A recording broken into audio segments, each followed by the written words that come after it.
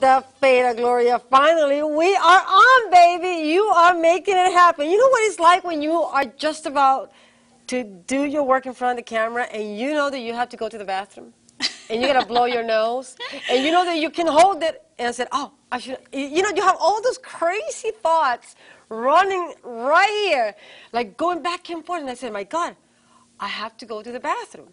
So should I go now? Should I hold it? I guess I don't have a choice. I'm going to have to hold it.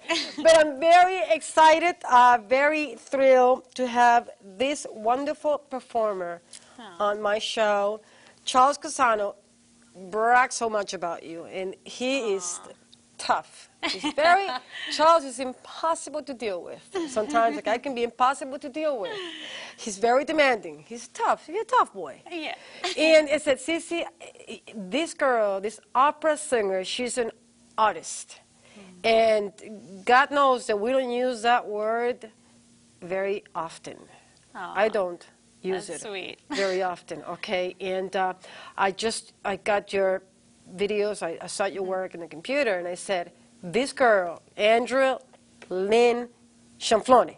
Did I get it right? You did get it right. Yes. I did? Yeah, probably 1 in a million people. It was like, now I'm going to have to rehearse her name. I'm going to have to practice.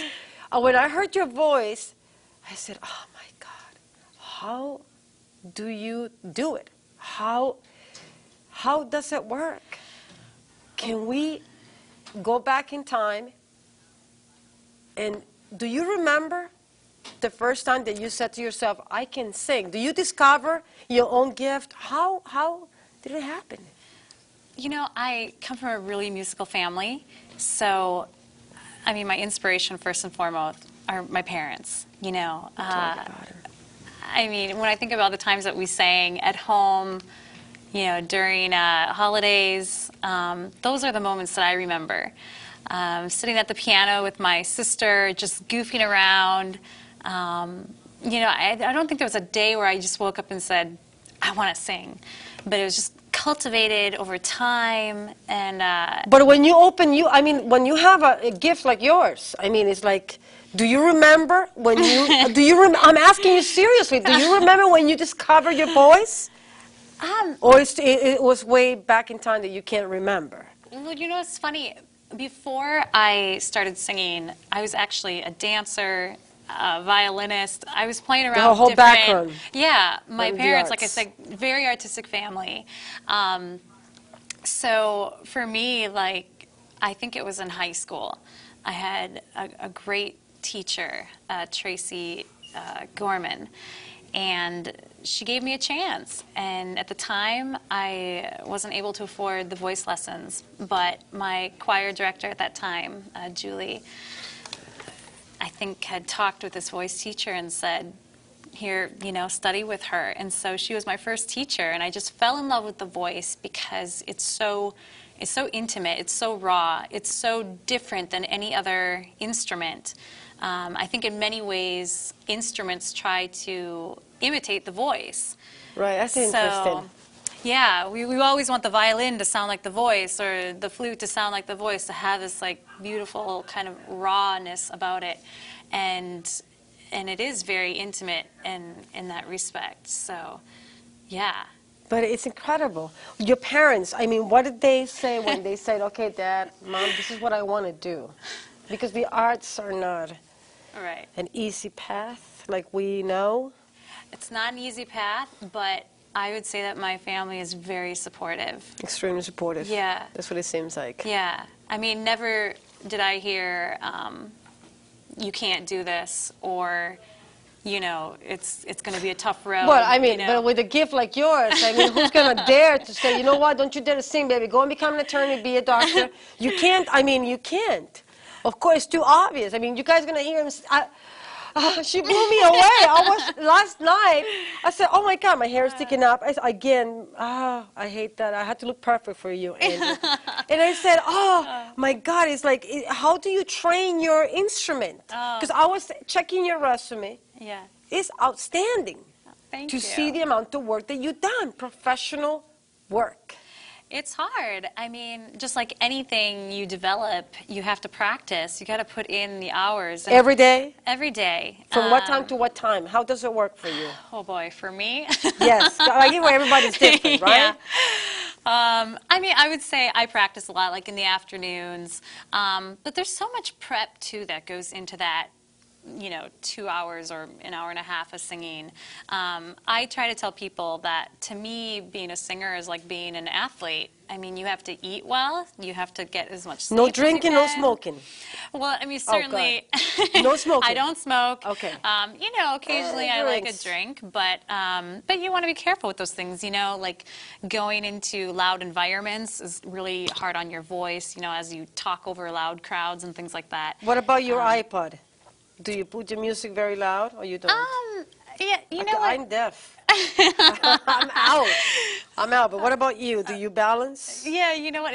I think I enjoy a lot of peace and quiet lately. Okay. When I practice, I actually have speakers connected up to my computer, and I just kind of boom it through there, and then I feel like there's kind of this whole orchestra behind me, which is nice. But yeah, it's funny. I think when you are maybe in the music industry, a lot of times you enjoy peace and quiet too, because it's time to just kind of settle the body, settle the mind, settle the spirit, to get ready for the next performance or whatever it is you're doing, day to day. Your professional work is outstanding. Thank Truly. you. And all your coaches and your upcoming amazing. gigs. You're traveling all the time. I mean, it's just how do you manage? How do you do it? It's called the BlackBerry. The BlackBerry? Just trying to stay organized. I mean, sometimes you feel like a real administrator, manager to yourself, you know. But certainly there are people that come with you in your career to help support you, mentors, coaches, attorneys, PR people, whatever it is. I mean, it's really a collective unit that's helping. It's teamwork. Totally. You can't do it alone. Absolutely. Yeah. You can't do it alone. It's impossible. I don't care how gifted you are. It's true, and I am blessed to have really awesome people just kind of on my team, if you will. So it's I thank God every day for that. So your music is sacred to you. Yeah, absolutely. Absolutely it is. Yeah. I can see that. I would love to hear you. I'm going to have the mic.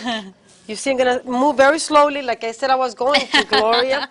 We're going to place the mic right here for her, because she's going to be singing for us. I want to make sure that you're in the right spot. No, in fact, she said, you can stand up, Andrea. All right. Make sure that you're close to the mic, because we want to make sure that we hear you. Me, I'm going to pull the chair just a little bit in the back. Don't worry, guys, because it's about her. And what are you going to be singing for us? This is called Omnis Bene, and it's by composer Mark Hayes. He's a wonderful composer, producer. This song in particular is very classical in nature. The text is actually, it means all is well, God is all. And so, just coming upon Thanksgiving here, I thought, what a great tribute way to give thanks. So this has been a real, I think, crowd pleaser in a way for many people who've had a chance to hear this one. Beautiful. So, yeah. Whenever you're ready.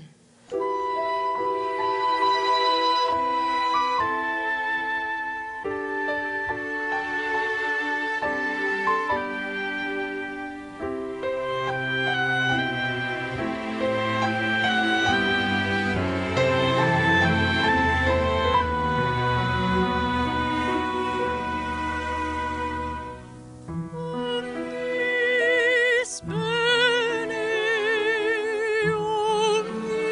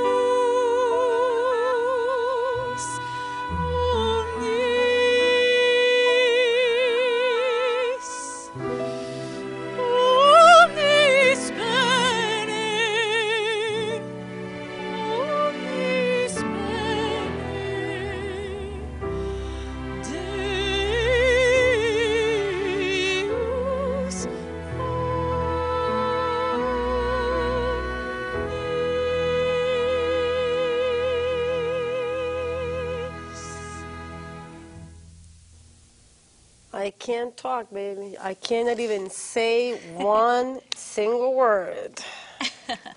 You see, when you got great talent, I guess, what do you do with it? I don't even know what to say. What do you do with it? I mean, you can't talk, you can't think. I don't even know what to say. I'm just, you know. Let me get the chair closer to you. 'Cause I'm not afraid now. I can't believe it. I can't. What do you want to hear from me? I'm not sure. No. What do you want to hear from me? As long as you enjoyed it, you know. It's you feel that you bring people closer to God when you sing the way you do, right? I hope so. What's in your mind when you're singing so beautifully? I was wondering when I was observing, I said, what is she thinking? Well, I think, like you, right before the show, sometimes I think about having to go to the bathroom right during the song, but... You make sure that, you go before you get it done. Right, exactly. You know, it takes a lot of focus, I think, before getting up on any sort of stage. I mean, whether it's TV, radio, right. The stage. You know, there's the natural nervousness that, you know, singers and actors can feel before doing their work. And that's why I sort of emphasized before, I think it's so important to find that peace in your life, you know, with like no sound at all, which is funny coming from a musician, right? Right. But there's ironic. a reason. Yeah, ironic. There's a reason for those rests, you know. Right. And I think like life is kind of like a big composition, like music. You know, you have to take those rests and give time. And I think before a person performs, it's important to have that, you know, at peace. And then when you go into the song, then all you're really thinking about is and hoping and praying that it affects the people out there, you know. It's just kind of this